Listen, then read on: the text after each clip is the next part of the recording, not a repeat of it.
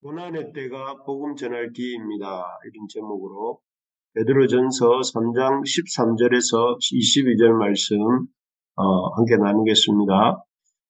제가 대학생이었을 때 읽었던 책에서 대한민국에서 그리스도인으로 사는 것은 빨갱이로 사는 것보다 더 위험하다 이런 말을 읽은 적이 있습니다.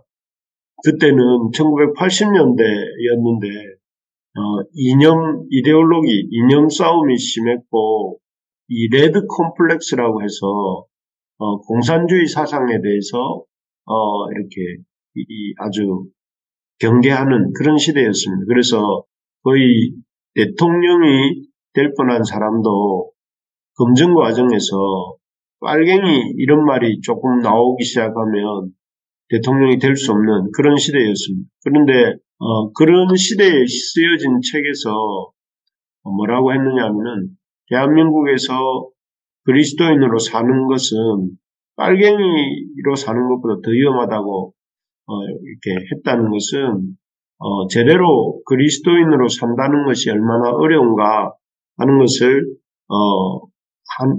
어려운가 하는 것에 대해서 말하는 것입니다. 그런데 그때만 그런 건 아닌 것 같습니다.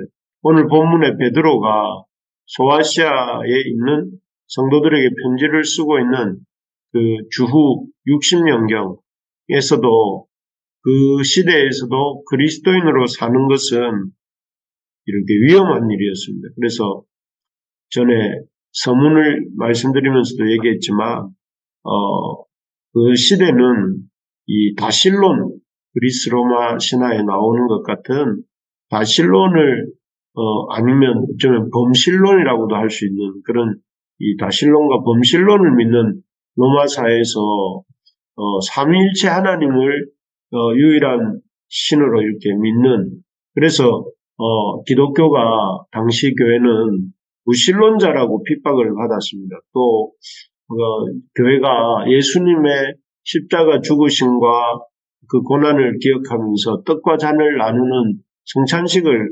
했는데 이것을 오해한 세상 사람들이 기독교인들이 식인풍습, 사람을 뜯어먹는 식인풍습을 가졌다고 핍박을 하기도 했습니다.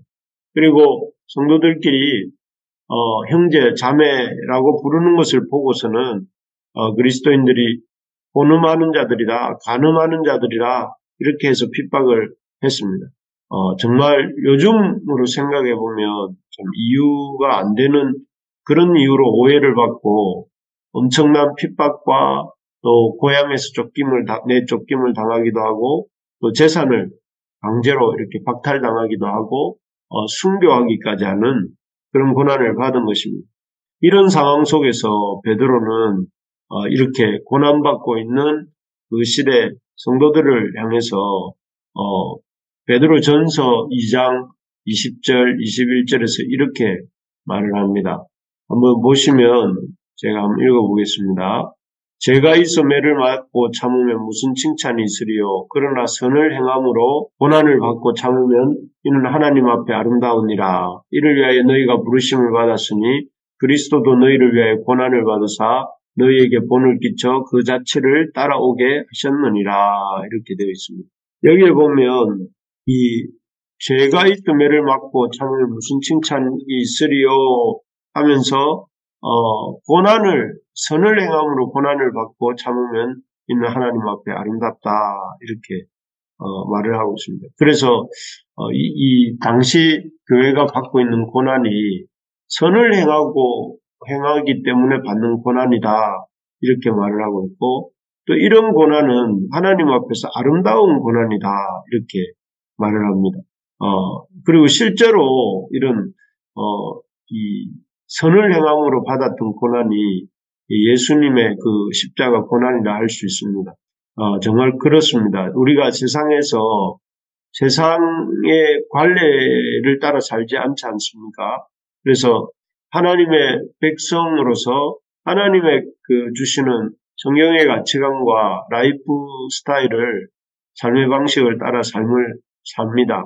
그럴 때 고난과 핍박이 오는데, 예를 들어서 이 생존 경쟁과 서로 짓밟고 또 사는 것이 일상화된 세상 속에서 그런 경쟁과 약육강식의 원리를 따르지 않고 살면 어떻게 됩니까? 우리가 참 어리석게 여겨지고 손해를 보기도 합니다. 또 항상 기뻐하라는 말씀을 생각하면서 옆에 있는 이웃들에게 계속해서 밝은 얼굴을 비추고 또 이렇게 하면 사람들이 이상한 사람처럼 생각하기도 하고 또 모든 사람들이 관행처럼 불의한 일을 저지를 때 거기에 대해 이의를 제기하고 또 바르게 살아야 된다고 이렇게 말했다가 왕따를 당하기도 합니다.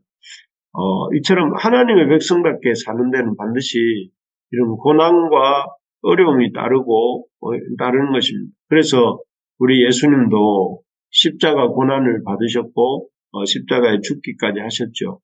이런 고난이 올 때 우리가 이 땅에서 그리스도인으로 사는 것을 이렇게 참 그 어려운 그리스도인으로 사는 삶에 대해서 참 이해하지 못하고 오히려 핍박하는 이런 세상 속에서 살 때에 살다가 고난을 만날 때 어떻게 해야 할지 알려주는 게 오늘 본문인데요.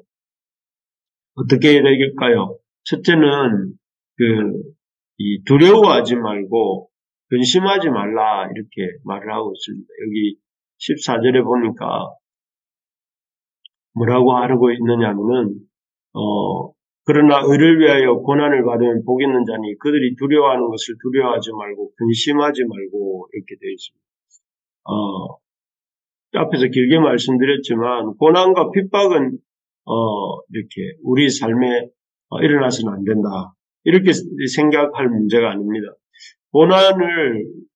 고난과 어려움은 주님을 따라서 하나님 나라 백성으로 사는 자에게는 이렇게 당연히 생기는 문제입니다. 없어야 될 문제가 생기는 것이 아니라 예수님을 믿고 따라갈 때에 그 예수님을 믿고 따라가는 삶에 고난과 어려움은 당연히 생기는 문제다 하는 것이죠. 그렇기 때문에 우리가 고난이 올 때에 왜 이런 고난을 주십니까가 아니라 올 것이 왔구나 이렇게 생각하면서 고난의 그 상황을 헤쳐나가야 된다 하는 것이죠. 사실 고난과 어려움은 견디기는 힘들지만 그 고난과 어려움을 견디는 과정에서 참으로 중요한 것들을 우리에게 깨닫게 해줍니다. 그래서 우리가 헛되게 의지하고 있던 것들을 고난을 통해 내려놓게 만들고 또 참으로 의지해야 할 것들을 의지하게 해줍니다. 그래서 참 내가 진짜 중요한 게 무엇인지 또 중요하지 않은 것은 또 무엇인지를 알게 해주고 또 그런 중요하지 않은 것들을 이렇게 내려놓게 만들어 주는 것이죠. 그래서 요즘 우리가 코로나 이후 시대를 살고 있는데요. 이 코로나 이후 시대의 특징은 기독교 혐오입니다. 그래서 우리가 어느샌가 모르게 혐오의 대상이 되었고 그 혐오의 대상으로서 많은 어려움들을 겪고 있습니다. 그래서 참 이런 기독교 혐오의 시대를 살아가면서 많은 사람들이 참 이렇게 신앙을 떠나가고 있죠. 그래서 이러한 시련들이 참 힘들고 어려운데요. 그러나 이런 힘들고 어려운 시련들을 통해서 우리에게 예수님은 정말 주님이신지 또 우리의 공동체는 과연 건강한 모습인지 또 우리는 어떤 모습으로 지금 하나님 앞에 신앙생활하고 있는지를 곰곰이 돌아보고 또 그런 고난을 통해서 우리가 예수님만을 주님으로 의지하고 또 사람이나 상황이 아니라 우리가 하나님 앞에서 살아야 되겠다는 사실과 또 진심을 다한 예배를 드려야 되겠다 이런 것들을 이렇게 배우고 있습니다.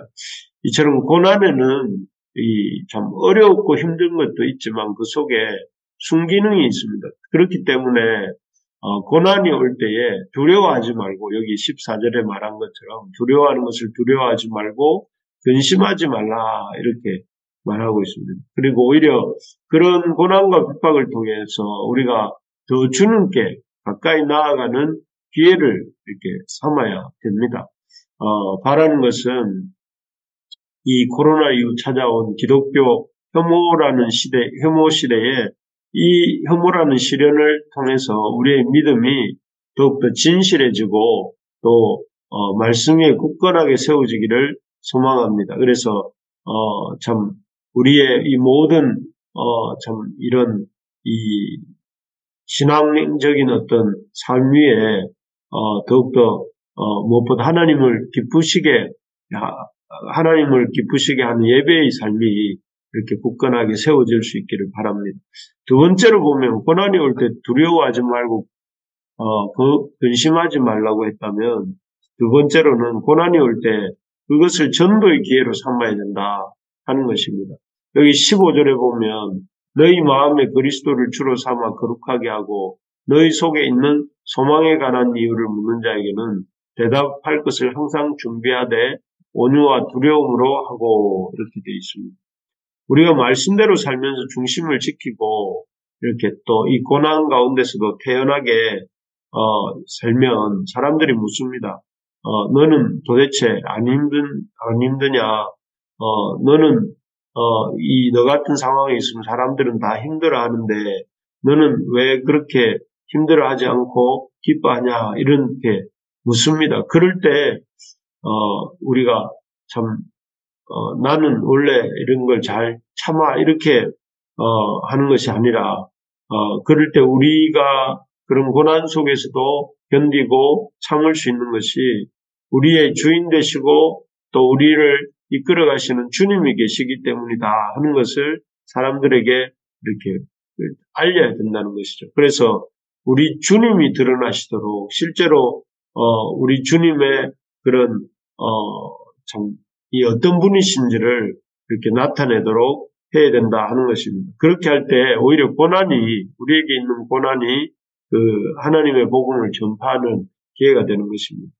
쉽지는 않지만 우리가 이 믿음으로 이런 우리에게 주어진 이런 기독교 혐오 시대의 이 고난의 시간들을 잘 견디고 통과해 나가야 되겠습니다.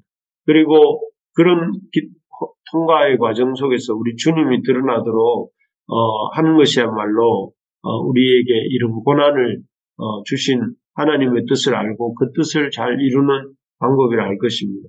그리고 그렇게 우리가 그 고난을 잘 견디고 인내할 때에 하나님께서 우리의 삶에 또 우리의 교회에 이 영적 이런 열매를 지경을 넓혀주시고 열매를 맺게 해주실 것을 믿습니다. 그래서 바울 사도가 즐겨하는 말처럼 환난은 인내는 연단은 소망을 이룬다는 말처럼 우리에게 있는 이 환난이 우리에게 소망이 될 줄로 믿습니다.